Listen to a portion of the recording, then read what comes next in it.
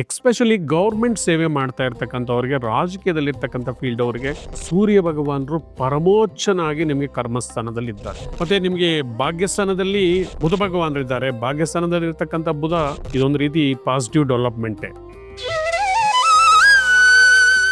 ಓಂ ಶ್ರೀ ಗಣೇಶಾಯ ನಮಃ. ಓಂ ಶ್ರೀ ಗುರುಭ್ಯೋ ನಮಃ. ಓಂ ಶ್ರೀ ಸರಸ್ವತೈ ನಮಃ. ಮಾತೃದೇವೋ ಭವ. ತತ್ವಮಸಿ ಚಾನಲ್ ಪ್ರೇಕ್ಷಕರಿಗೆ ನಿಮ್ಮ ವೆಂಕಟರಾಘವನ್ ಮಾಡತಕ್ಕಂಥ ನಮಸ್ಕಾರಗಳು. ಪ್ರೇಕ್ಷಕರೇ, ಇದು ಉಡುಪಿ ನ್ಯೂಮರಾಲಜಿ ಅಂಡ್ ಅಸ್ಟ್ರಾಲಜಿ ಕಾರ್ಯಕ್ರಮ ಮಾಸ ಭವಿಷ್ಯ. ಏಪ್ರಿಲ್ 2026 ಮಾಸ ಭವಿಷ್ಯವನ್ನು ನಾವು ಇವಾಗ ಮಾಡ್ತಾ ಇದ್ದೇವೆ. ಇದಕ್ಕೆ ಮೊದಲು ಗ್ರಹಗಳ ಚಲನೆ ಯಾವ ಥರ ಇದೆ, ಯಾವ ರಾಶಿಯಲ್ಲಿ ಯಾವ ಗ್ರಹಗಳಿದ್ದಾವೆ ಅಂತಕ್ಕಂಥ ಒಂದು ಕ್ವಿಕ್ ಲುಕ್ಕನ್ನು ನೋಡ್ಕೊಂಡು ಬರೋಣ ಬನ್ನಿ.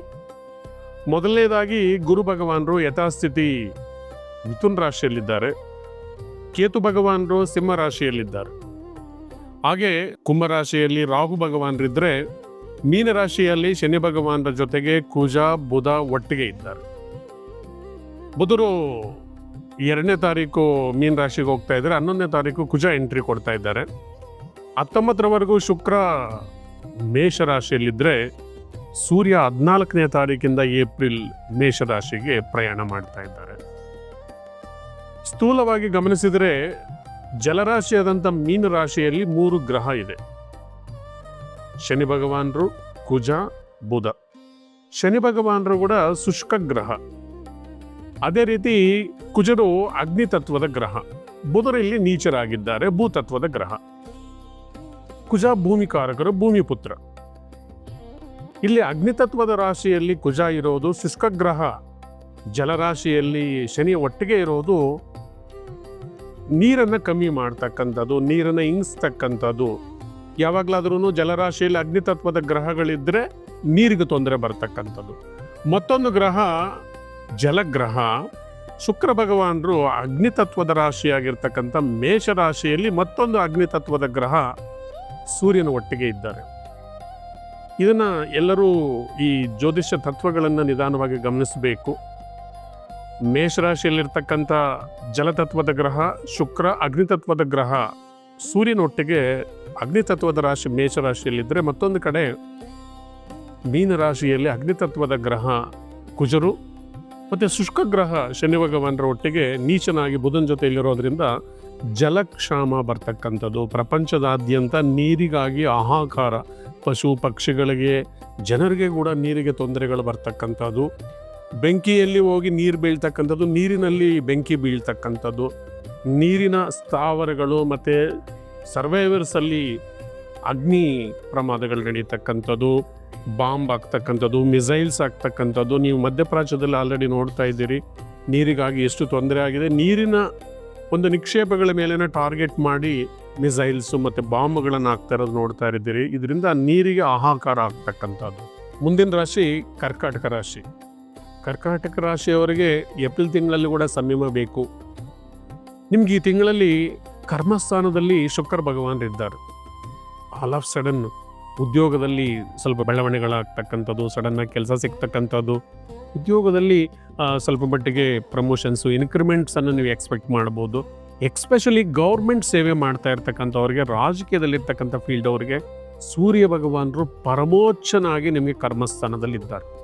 ಅದರಿಂದ ನೀವು ಸರ್ಕಾರದ ಕೆಲಸಗಳಾಗಿರ್ಬೋದು, ಯಾವುದೇ ಪೆಂಡಿಂಗ್ ಇರ್ತಕ್ಕಂಥ ಗೌರ್ಮೆಂಟ್ ರಿಲೇಟೆಡ್ ಬಿಲ್ಸ್ ಆಗಿರ್ಬೋದು, ಕಾಂಟ್ರಾಕ್ಟರ್ಸ್ಗಾಗಿರ್ಬೋದು, ಈ ತಿಂಗಳಲ್ಲಿ ನಿಮಗೆ ಜಯ ಸಿಗ್ತಕ್ಕಂಥದ್ದು. ಎಕ್ಸ್ಪೆಷಲಿ ಕ್ಲಾಸ್ 1 ಕಾಂಟ್ರಾಕ್ಟರ್ಸು, ಈ ಥರ ಗೌರ್ಮೆಂಟ್ಗಾಗಿ ಕಾಂಟ್ರಾಕ್ಟ್ ಮಾಡ್ತಾ ಇರೋರು ಕೂಡ ಹಳೆ ಬಾಕಿ ಕೂಡ ಬರ್ತಕ್ಕಂಥದ್ದಕ್ಕೆ ಅವಕಾಶಗಳು ತುಂಬ ಚೆನ್ನಾಗಿದೆ. ಶುಕ್ರ ಮತ್ತು ಸೂರ್ಯನ ಕಾಂಬಿನೇಷನನ್ನು ನೀವು ನಿಮ್ಮ ಉದ್ಯೋಗದಲ್ಲಿ ಅದನ್ನು ಎನ್ಕ್ಯಾಶ್ ಮಾಡಿಕೊಂಡು ಧೈರ್ಯದಿಂದ ಮುಂದೆ ಹೋಗಿದರೆ ತುಂಬ ಅನುಕೂಲ ಇದೆ. ವಾಕ್ಸ್ಥಾನದಲ್ಲಿರ್ತಕ್ಕಂಥ ಕೇತು ಹೇಳ್ತಾ ಇದ್ದಾರೆ, ಅಪ್ಪಿತಪ್ಪಿ ಆತುರವಾಗಿ ಮಾತಾಡ್ಕೊಳ್ಳೋಕೆ ಹೋಗಬೇಡಿ. ಎಕ್ಸ್ಪೆಷಲಿ ನನಗೆಲ್ಲ ಗೊತ್ತಿದೆ ಅಂತ ನೀವು ಇನ್ನೊಬ್ಬರನ್ನ ಕನ್ವಿನ್ಸ್ ಮಾಡ್ತಕ್ಕಂಥ ಪ್ರಯತ್ನ ಮಾಡಬೇಡಿ, ನೀವು ಮೋಸ ಆಗ್ತೀರಿ. ಮತ್ತು ದುಡ್ಡು ಕಾಸು ವಿಚಾರದಲ್ಲಿ ಕೂಡ ಜಾಗ್ರತೆ ಇರಬೇಕು. ಮತ್ತು ನಿಮಗೆ ಭಾಗ್ಯಸ್ಥಾನದಲ್ಲಿ ಬುಧ ಭಗವಾನರಿದ್ದಾರೆ. ಭಾಗ್ಯಸ್ಥಾನದಲ್ಲಿರ್ತಕ್ಕಂಥ ಬುಧ ಇದೊಂದು ರೀತಿ ಪಾಸಿಟಿವ್ ಡೆವಲಪ್ಮೆಂಟೇ. ಎಕ್ಸ್ಪೆಷಲಿ ಫಾರಿನಲ್ಲಿ ಓದ್ತಕ್ಕಂಥವ್ರಿಗೆ, ಉದ್ಯೋಗ ಮಾಡ್ತಕ್ಕಂಥವ್ರು ಕೂಡ ಸ್ವಲ್ಪ ಮಟ್ಟಿನ ಅವಕಾಶಗಳು ಸಿಗ್ತಕ್ಕಂಥದ್ದು. ಆದರೆ ಬುಧರ ನೀಚರಾಗಿರೋದ್ರಿಂದ ವಿಷ್ಣು ಸಹಸ್ರನಾಮ ಸ್ತೋತ್ರವನ್ನು ಓದ್ಕೊಳ್ಳಿ. ಭಾಗ್ಯಸ್ಥಾನದಲ್ಲಿರ್ತಕ್ಕಂಥ ಕುಜ ಸ್ವಲ್ಪ ಮಟ್ಟಿಗೆ ಮೆಡಿಕಲ್ ಎಕ್ಸ್ಪೆಂಡಿಚರ್ಸು, ತಂದೆ ವಿಚಾರವಾಗಿ ನಿಮ್ಗೆ ಬರ್ತಕ್ಕಂಥದ್ದು, ತಂದೆ ಆರೋಗ್ಯಕ್ಕಾಗಿ ಏನಾದರೂ ಮೆಡಿಕಲ್ ಬಿಲ್ಸು, ಮೆಡಿಕಲ್ ಎಕ್ಸ್ಪೆಂಡಿಚರ್ಸ್ ಬರ್ಬೋದು. ಶನಿ ಭಗವಾನರು ಕೂಡ 9ನೇ ಮನೆಯಲ್ಲಿರೋದ್ರಿಂದ ನಿಧಾನಕ್ಕೆ ಪ್ರಗತಿ ನಡೀತಾ ಇದೆ. ತಾಳ್ಮೆಯಿಂದ ಇದ್ದರೆ ಮುಂದೆ ಖಂಡಿತ ಒಳ್ಳೆಯ ದಿನಗಳು ಬರುತ್ತೆ. 8ನೇ ಮನೆಯಲ್ಲಿರ್ತಕ್ಕಂಥ ರಾಹು ಭಗವಾನರು ನಿಮ್ಮ ತಾಳ್ಮೆಯನ್ನು ಪರೀಕ್ಷೆ ಮಾಡ್ತಾ ಇದ್ದಾರೆ, ಅವಕಾಶಗಳು ಕೊಡ್ತಾ ಇದ್ದಾರೆ, ಕಿತ್ಕೊಳ್ತಾ ಇದ್ದಾರೆ, ಮೇಲಕ್ಕೆ ಎತ್ಕೊಂಡು ಹೋಗ್ತಾ ಇದ್ದಾರೆ, ಕೆಳಗಡೆ ಬೀಳಿಸ್ತಾ ಇದ್ದಾರೆ. ಈ ಥರ ಸ್ವಲ್ಪ ಮಟ್ಟಿಗೆ ಕುಟುಂಬದಲ್ಲಾಗಿರ್ಬೋದು, ಫೈನಾನ್ಷಿಯಲ್ ವಿಚಾರದಲ್ಲಿ, ಜಾಬ್ ಫ್ರಂಟದಲ್ಲಿ, ಎಲ್ಲ ವಿಚಾರದಲ್ಲೂ ಕೂಡ ಸ್ವಲ್ಪ ಏರುಪೇರುಗಳನ್ನು ನೋಡ್ತಾ ಇದ್ದಾರೆ. ಮುಖ್ಯವಾಗಿ ನೀವು ನವಗ್ರಹ ಪೀಡಾ ಪರಿಹಾರ ಸ್ತೋತ್ರವನ್ನು ದಿನಕ್ಕೆ 11 ಬಾರಿ ಓದ್ಕೊಂಡಿದ್ದರೆ ನಿಮಗಿರ್ತಕ್ಕಂಥ ಅಡಚಣೆಗಳು ಖಂಡಿತ ಕಮ್ಮಿ ಆಗುತ್ತೆ. ಗಣಪತಿಯನ್ನು ಆರಾಧನೆ ಮಾಡ್ತಾ ಬನ್ನಿ. ಎಲ್ಲ ಕೆಲಸಗಳು ಮಾಡೋಕ್ಕೆ ಮೊದಲು ಗಣಪತಿ ದೇವಸ್ಥಾನದಲ್ಲಿ ಒಂದು ಕರ್ಪೂರವನ್ನು ಹಚ್ಚಿಬಿಟ್ಟು ನಮಸ್ಕಾರ ಮಾಡ್ಕೊಂಡು ಹೋಗಿದರೆ ನಿಮ್ಗೆ ಜಯ ಸಿಗ್ತಾ ಬರುತ್ತೆ.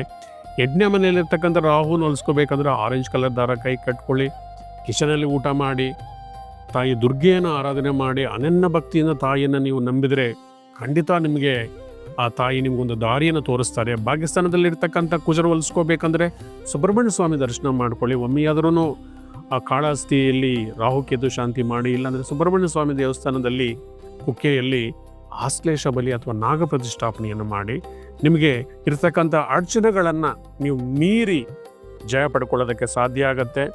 ಮುಖ್ಯವಾಗಿ ಎಲ್ಲರೂ ಅಂದ್ಕೊಳ್ತಾರೆ ಗ್ರಹಗಳ ಒಂದು ಜಾತಕದ ಒಂದು ಪರಿಣಾಮ ಒಂದೇ ನಿಮ್ಮ ಮೇಲೆ ಬೀರೋದಿಲ್ಲ, ವಾಸ್ತು ದೋಷಗಳಿರ್ತವೆ, ಮತ್ತು ನಿಮ್ಮ ಹೆಸರಲ್ಲಿ ಕೂಡ ಚೆನ್ನಾಗಿಲ್ಲ ಅಂತ ಹೇಳಿದ್ರೆ ನಿಮಗೆ ಅಡಚಣೆಗಳನ್ನು ಕ್ರಿಯೇಟ್ ಮಾಡುತ್ತೆ. ನಿಮ್ಮ ಪ್ರೋಗ್ರೆಸ್ಸನ್ನು ಹಾಲ್ಟ್ ಮಾಡ್ತಕ್ಕಂಥ ಶಕ್ತಿ ನಾಮಬಲ ಕೂಡ ಇರುತ್ತೆ.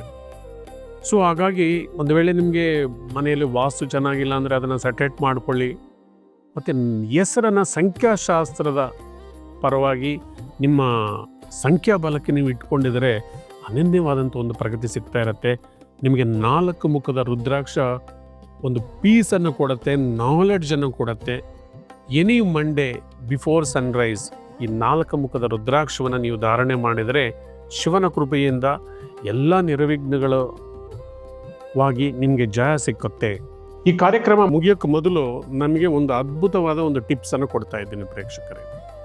ಇವತ್ತು ಒಂದು ಸ್ಪೆಷಲ್ ಟಿಪ್ಸಿನೊಂದಿಗೆ ನಾನು ಬಂದಿದ್ದೇನೆ. ಸ್ವಲ್ಪ ವಾಸ್ತು ಟಿಪ್ಸು ತಿಳ್ಕೊಳ್ಳೋಣ ಬನ್ನಿ. ಯಾವಾಗಲೂ ನಾವು ಅಸ್ಟ್ರಾಲಜಿ ಮತ್ತು ನ್ಯೂಮರಾಲಜಿ ಟಿಪ್ಸನ್ನು ತಿಳ್ಕೊಳ್ತಾ ಇದ್ದೀವಿ, ಆದರೆ ವಾಸ್ತು ವಿಚಾರವಾಗಿ ನಾವು ಹೆಚ್ಚು ವಿವರವಾಗಿ ಎಲ್ಲೂ ಡಿಸ್ಕಸ್ ಮಾಡಿಲ್ಲ. ಚಿಕ್ಕ ಚಿಕ್ಕ ಟಿಪ್ಸನ್ನು ಹೇಳ್ತೀನಿ, ಅದು ನಿಮಗೆ ದಿನನಿತ್ಯದ ಜೀವನದಲ್ಲಿ ನೀವು ಬದಲಾವಣೆಗಳು ಮಾಡಿಕೊಂಡಿದ್ರೆ ಅದ್ಭುತ ಫಲಗಳು ಸಿಕ್ಕತ್ತೆ ಸ್ನೇಹಿತರೆ.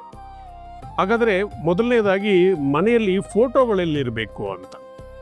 ಮಕ್ಕಳ ಫೋಟೋಗಳನ್ನು ಅಪ್ಪಿತಪ್ಪಿ ಕೂಡ ದಕ್ಷಿಣದ ಗೋಡೆಗೆ ಹಾಕಬೇಡಿ. ಯಾವುದೇ ಮನೆ ಸದಸ್ಯರ ಫೋಟೋಗಳನ್ನು ಕೂಡ ದಕ್ಷಿಣದ ಗೋಡೆಗೆ ಹಾಕ್ತಕ್ಕಂಥದ್ದು ಶ್ರೇಷ್ಠವಲ್ಲ. ಮಕ್ಕಳ ಫೋಟೋವನ್ನು ಸಾಧ್ಯವಿದ್ದಷ್ಟು ಕೂಡ ವೆಸ್ಟ್ ವಾಲ್ಗೆ ಹಾಕಿ. ಪಶ್ಚಿಮದ ಗೋಡೆ ಮೇಲೆ ನೀವು ಫೋಟೋಗಳನ್ನು ಹಾಕೋದ್ರಿಂದ ಉತ್ತರ ಈಶಾನ್ಯ ಮತ್ತು ಪೂರ್ವ ಈಶಾನ್ಯದಿಂದ ಬರ್ತಕ್ಕಂಥ ಕಾಸ್ಮಿಕ್ ಎನರ್ಜಿ, ದೈವ ಶಕ್ತಿ ಆ ಫೋಟೋಗೆ ಸಿಕ್ಕಿ ಮಕ್ಕಳಲ್ಲಿ ವಿದ್ಯೆ, ಬುದ್ಧಿ, ಮೇಧಾಶಕ್ತಿಗೆ ಇಂಪ್ರೂವ್ ಆಗಲಿಕ್ಕೆ ತುಂಬ ಅನುಕೂಲ ಆಗುತ್ತೆ. ಮತ್ತು ಯಾರಾದರೂ ಕಾಲವಾಗಿದ್ದರೆ, ತೀರ್ಕೊಂಡಿದ್ರೆ ಹಿರಿಯರ ಫೋಟೋಗಳನ್ನು ಯಾವಾಗಲೂ ಕೂಡ ದಕ್ಷಿಣ ದಿಕ್ಕಿಗೆ ಹಾಕಿ. ದಕ್ಷಿಣ ದಿಕ್ಕು ಪಿತೃದೇವತೆಗಳ ದಿಕ್ಕು, ಮತ್ತು ಅದಕ್ಕಾಗಿ ಇದು ಯಮಲೋಕ ಅಥವಾ ಯಮಧರ್ಮ ಕೂಡ ರೂಲ್ ಮಾಡ್ತಾನೆ ಅಂತ ಹೇಳ್ತೀವಿ. ಅದರಿಂದ ಹಿರಿಯರ ಫೋಟೋಗಳನ್ನು ಲಿವಿಂಗ್ ಹಾಲಲ್ಲಿ ಎಲ್ಲಂದ್ರೆ ಎಲ್ಲ ಹಾಕೋಕೆ ಹೋಗಬೇಡಿ. ಲಿವಿಂಗ್ ಹಾಲಲ್ಲಿ ದಕ್ಷಿಣದ ಗೋಡೆಗನ್ನು ಹಾಕಿ. ಅದೇ ರೀತಿ ಗಂಡ ಹೆಂಡತಿ ಸಂಬಂಧಗಳು ಚೆನ್ನಾಗಿರ್ಬೇಕಂದ್ರೆ ಯಾವತ್ತೂ ಕೂಡ ಆಗ್ನೇಯ ಮೂಲೆಯಲ್ಲಿ ಗಂಡ ಹೆಂಡತಿ ಫೋಟೋಗಳನ್ನು ಹಾಕಬೇಡಿ. ಅಗ್ನಿಮೂಲೆಯಲ್ಲಿ ನೀವು ಹಾಕೋದ್ರಿಂದ ಆ ಫೈರಿಂದ ಸಂಬಂಧಗಳು ಹಾಳಾಗೋದಕ್ಕೆ ಚಾನ್ಸಸ್ ಇರುತ್ತೆ. ಅದರಿಂದ ಯಾವಾಗಲೂ ಕೂಡ ನೈಋತ್ಯ ಮೂಲೆಯಲ್ಲಿ ಗಂಡ ಹೆಂಡತಿ ನಗ್ನಗ್ತಾ ಇರ್ತಕ್ಕಂಥ ಫೋಟೋವನ್ನು ನಿಮ್ಮ ಲಿವಿಂಗ್ ಹಾಲಲ್ಲಿ ನೀವು ಯಾವಾಗಲೂ ಕೂಡ ನೈಋತ್ಯ ಮೂಲೆ, ಸೌತ್ ವೆಸ್ಟ್ ಕಾರ್ನರಲ್ಲಿ ನೀವು ಇಡೋದ್ರಿಂದ, ಜೊತೆಗೆ ಏನಾದರೂ ನೀವು ಲವ್ ಬರ್ಡ್ಸ್ ಫೋಟೋ ಕೂಡ ಇಡೋದ್ರಿಂದ ಗಂಡ ಹೆಂಡತಿಯಲ್ಲಿ ಸಂಬಂಧ ಚೆನ್ನಾಗಿ ಸಿಕ್ಕಿ ದೇವಮೂಲೆಯಿಂದ ಬರ್ತಕ್ಕಂಥ ಕಾಸ್ಮಿಕ್ ಎನರ್ಜಿ ಆ ಫೋಟೋಗಳಿಗೆಲ್ಲ ಸೇರಿ ದಾಂಪತ್ಯ ಜೀವನದಲ್ಲಿ ಅನ್ಯೋನ್ಯತೆ ಚೆನ್ನಾಗಿ ಬಂದು ಸುಖ ಸಂಸಾರವನ್ನು ನೀವು ರೂಲ್ ಮಾಡ್ಬೋದು. ಹಾಗೆಯೇ ನಿಮ್ಮ ಮನೆಯಲ್ಲಿ ಫೋಟೋಗಳು ಕೂಡ, ದೇವರ ಫೋಟೋಗಳು ಕೂಡ ಯಾವುದೇ ಕಾರಣಕ್ಕೂ ದಕ್ಷಿಣ ಗೋಡೆಗೆ ನಿರ್ಮಿಸ್ತಕ್ಕಂಥದ್ದು ಶ್ರೇಷ್ಠ ಅಲ್ಲ. ಯಾವತ್ತೂ ಕೂಡ ಪೂರ್ವ ಮತ್ತು ಪಶ್ಚಿಮ ಗೋಡೆಗಳಿಗೆ ನೀವು ದೇವರ ಫೋಟೋಗಳನ್ನು ಅಳವಡಿಸಿ ದೇವರ ಕೋಣೆಯನ್ನು ನಿರ್ಮಾಣ ಮಾಡ್ಕೊಳ್ಳಿ. ಆವಾಗ ಸೂರ್ಯಾಸ್ತ, ಸೂರ್ಯ ಉದಯದ ಕಿರಣಗಳು ಬಂದು ನಮ್ಮ ಮನೆಯಲ್ಲಿ ಮಾಡ್ತಕ್ಕಂಥ ಪೂಜಾ ಪುನಸ್ಕಾರಗಳಿಗೆ ಅದು ಸಪೋರ್ಟ್ ಮಾಡಿ ಆ ದೇವರಿಗೊಂದು ಚೈತನ್ಯ ಬಂದು ಮನೆಯಲ್ಲಿ ಪ್ರಶಾಂತವಾಗಿರ್ತಕ್ಕಂಥ ಒಂದು ವಾತಾವರಣ ಅಂತಕ್ಕಂಥದ್ದು ಆಗತ್ತೆ. ಬೆಡ್ರೂಮಲ್ಲಿ ಸಾಧ್ಯವಿದಷ್ಟು ಕೂಡ ಯಾವುದೇ ಫೋಟೋಗಳನ್ನು ಇಟ್ಕೊಳ್ಳೋಕೆ ಹೋಗಬೇಡಿ. ಬೇಕೇ ಬೇಕಾದರೆ ಒಂದು ಗಣಪತಿ ಫೋಟೋ ಅಥವಾ ಯಾವುದಾದ್ರೂ ನಿಮ್ಗೆ ಇಷ್ಟ ದೇವರಾಗಿರ್ತಕ್ಕಂಥ ಒಂದು ಫೋಟೋನ ಇಟ್ಕೊಳ್ಳಿ. ಇದ್ರ ತಕ್ಷಣ ನೋಡೋರಿಗೆ ಕೆಲವರಿಗೆ ಅಭ್ಯಾಸ ಇರುತ್ತೆ, ಆವಾಗ ನೀವು ದೇವ್ರ ಫೋಟೋನ ನೋಡ್ಕೋಬೋದು. ಸಾಧ್ಯವಿದಷ್ಟು ಕೂಡ ದೇವ್ರ ಕೋಣೆಯಲ್ಲಿ ಕಮ್ಮಿಯಾಗಿ ದೇವರ ಫೋಟೋಗಳನ್ನು ಇಟ್ಕೊಳ್ಳಿ. ಮನೆಯಲ್ಲಿ ಮಕ್ಕಳ ಫೋಟೋಗಳು ಯಾವಾಗಲೂ ವೆಸ್ಟ್ ಗೋಡೆಗೆ ಇಡಿ. ಮನೆಯಲ್ಲಿ ವಾಸ್ತು ಚೆನ್ನಾಗಿರ್ಬೇಕಂತ ಹೇಳಿದ್ರೆ ಈ ಬಾಂಬು ಟ್ರೀ, ವಾಸ್ತುಗೆ ಅನುಕೂಲ ಮಾಡ್ಕೊಳ್ತಕ್ಕಂಥ ಬಾಂಬು ಪ್ಲ್ಯಾಂಟ್ ಸಿಕ್ಕತ್ತೆ. ಆ ಪ್ಲ್ಯಾಂಟನ್ನು ನೀವು ತೊಗೊಂಡು ಬಂದು ಮನೆಯಲ್ಲಿ ಇಟ್ಕೊಳ್ಳೋದ್ರಿಂದ ಕೂಡ ವಾಸ್ತು ದೋಷಗಳೇನಾದರೂ ಇದ್ದರೆ ಮನೆಯಲ್ಲಿ ನಿವಾರಣೆ ಆಗತ್ತೆ. ಮೈನ್ ಡೋರ್ಗೆ ಎದುರುಗಡೆ ಎಡಮುರಿ ಗಣಪತಿಯನ್ನು ನೀವು ನಿರ್ಮಾಣ ಮಾಡ್ಕೊಂಡಿದ್ರೆ, ಒಂದು ಫೋಟೋ ಅಥವಾ ಏನಾದರೂ ಒಂದು ವಿಗ್ರಹ ನೀವು ಅಲ್ಲಿ ಇಟ್ಕೊಂಡಿದ್ರೆ ಮನೆಯಲ್ಲಿರ್ತಕ್ಕಂಥ ದೋಷಗಳು ನಿವಾರಣೆ ಆಗಿ ಮನೆ ಹೊರಗಡೆಯವರು ಮನೆ ಒಳಗಡೆ ಬಂದ ತಕ್ಷಣ ಗಣಪತಿ ಮೇಲೆ ಅದೃಷ್ಟಿ ಬಂದು ಆ ದೃಷ್ಟಿ ದೋಷ ನಿವಾರಣೆಗಳಾಗತ್ತೆ. ಮತ್ತು ಮನೆಯಲ್ಲಿ ಕನ್ನಡಿ ಯಾವುದೇ ಕಾರಣಕ್ಕೂ ಕೂಡ ದಕ್ಷಿಣ, ಪಶ್ಚಿಮ, ಪೂರ್ವದಲ್ಲಿ ನಿರ್ಮಾಣ ಮಾಡ್ಕೊಳ್ಳೋಕೆ ಹೋಗಬೇಡಿ. ಸಾಧ್ಯವಿದ್ದಷ್ಟು ಕೂಡ ಉತ್ತರ ಗೋಡೆಗೆ ಯಾವಾಗಲೂ ಕೂಡ ಮಿರರ್ಸ್ ಇರಬೇಕು. ಹಾಗೆಯೇ ವಾಲ್ ಕ್ಲಾಕ್ ಕೂಡ ಉತ್ತರಕ್ಕಿದ್ರೆ ತುಂಬ ಅದೃಷ್ಟ ಬರುತ್ತೆ ಅಂತ ವಾಸ್ತುಶಾಸ್ತ್ರ ಹೇಳುತ್ತೆ. ಸ್ನೇಹಿತರೆ, ಹೀಗೆ ಮನೆಯಲ್ಲಿ ನೀವು ಅದೃಷ್ಟ ಬರಲಿಕ್ಕೆ ಸಾಕಷ್ಟು ಜನ ಆಮೆಗಳನ್ನು, ಮೆಟಲ್ ಅಥವಾ ಫೈಬರ್ ಆಮೆಗಳನ್ನು ಮನೆಯಲ್ಲಿ ಇಟ್ಕೊಂಡಿರ್ತಾರೆ. ಯಾವಾಗಲಾದರೂ ಮನೆಯಿಂದ ಆಚೆ ಹೋಗೋ ಥರ ಆಮೆಯನ್ನು ಇಟ್ಕೊಳ್ಳೋಕೆ ಹೋಗಬೇಡಿ. ನಿಮ್ಮ ಅದೃಷ್ಟವನ್ನು ಆಚೆ ಕರ್ಕೊಂಡು ಹೋಗುತ್ತೆ.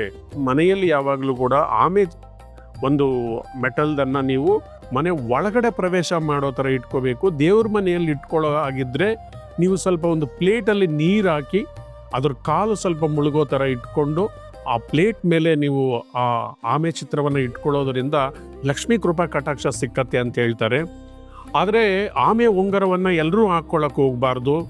ಯಾರೇ ಆಗಲಿ, ಕನ್ಯಾ ರಾಶಿಯವರು, ವೃಶ್ಚಿಕ ರಾಶಿಯವರು, ಮೀನ ರಾಶಿಯವರು ಅಪ್ಪಿತಪ್ಪಿ ಕೂಡ ಆಮೆ ಉಂಗುರವನ್ನು ಹಾಕ್ಕೊಂಡಿದ್ರೆ ನಿಮಗೆ ಅನುಕೂಲಗಳಿಗಿಂತ ಅನಾನುಕೂಲಗಳೇ ಹೆಚ್ಚಾಗ್ತಾ ಇರುತ್ತೆ. ಹೀಗೆ ಮನೆಯಲ್ಲಿ ಚಿಕ್ಕ ಚಿಕ್ಕ ಬದಲಾವಣೆಗಳನ್ನು ಮಾಡಿಕೊಳ್ಳೋದ್ರಿಂದ ನಿಮ್ಮ ಮನೆಯಲ್ಲಿ ಪಾಸಿಟಿವ್ ಎನರ್ಜಿ ಅಂತಕ್ಕಂಥದ್ದು ಬರುತ್ತೆ. ನಿಮ್ಮ ಮನೆಯಲ್ಲಿ ಪಶ್ಚಿಮದ ಗೋಡೆಗಳಿಗೆ ನೀವೇನಾದರೂ ಬೆಟ್ಟದ ಚಿತ್ರಗಳು, ಮರಗಳಿರ್ತಕ್ಕಂಥ ದೊಡ್ಡ ದೊಡ್ಡ ಮರಗಳಿರ್ತಕ್ಕಂಥ ಚಿತ್ರಗಳು ಹಾಕೋದ್ರಿಂದ ನಿಮ್ಮನ್ನು ಕೆಳಗಡೆ ಬೀಳ್ದಿರೋ ಆರ್ಥಿಕವಾಗಿ ಅದನ್ನು ನಿಮ್ಮನ್ನು ತಡೀತಾ ಇರುತ್ತೆ. ಉತ್ತರ ದಿಕ್ಕಲ್ಲಿ ನೀಲಿ ಬಣ್ಣ ಅಥವಾ ವಾಟರ್ ಪೇಂಟಿಂಗ್ಸ್ ಇರ್ತಕ್ಕಂಥ ಚಿತ್ರಗಳನ್ನು ನೀವು ಅಳವಡಿಸ್ಕೊಳ್ಳಿ. ಅದೇ ರೀತಿ ಆಗ್ನೇಯ ದಿಕ್ಕಲ್ಲಿ, ಪೂರ್ವದಲ್ಲಿ ಸ್ವಲ್ಪ ಸೂರ್ಯನಿಗೆ ಸಂಬಂಧಿಸಿರ್ತಕ್ಕಂಥ ಆರೆಂಜು ಅಥವಾ ರೋಸ್ ಕಲರ್ ಇರ್ತಕ್ಕಂಥ ಚಿತ್ರಗಳನ್ನು ನೀವು ಅಳವಡಿಸ್ಕೊಳ್ಳೋದ್ರಿಂದ ನಿಮಗೆ ತುಂಬ ಅನುಕೂಲಗಳಾಗತ್ತೆ ಅಂತ ಹೇಳ್ತಾ ಈ ಏಪ್ರಿಲ್ ತಿಂಗಳ ಕಾರ್ಯಕ್ರಮವನ್ನು ನಾವು ಮುಕ್ತಾಯ ಮಾಡ್ತಕ್ಕಂಥ ಹಂತಕ್ಕೆ ತಲುಪಿದ್ದೀವಿ. ಬರೋ ತಿಂಗಳು ಕೂಡ ನಿಮಗೆ ಮತ್ತಷ್ಟು ಹೊಸ ಹೊಸ ವಿಚಾರಗಳನ್ನು ನಾನು ಹೇಳಕ್ಕೆ ಬರ್ತೀನಿ. ಅಲ್ಲಿವರೆಗೂ ನಮಸ್ಕಾರ, ಧನ್ಯವಾದಗಳು. Thank you very much.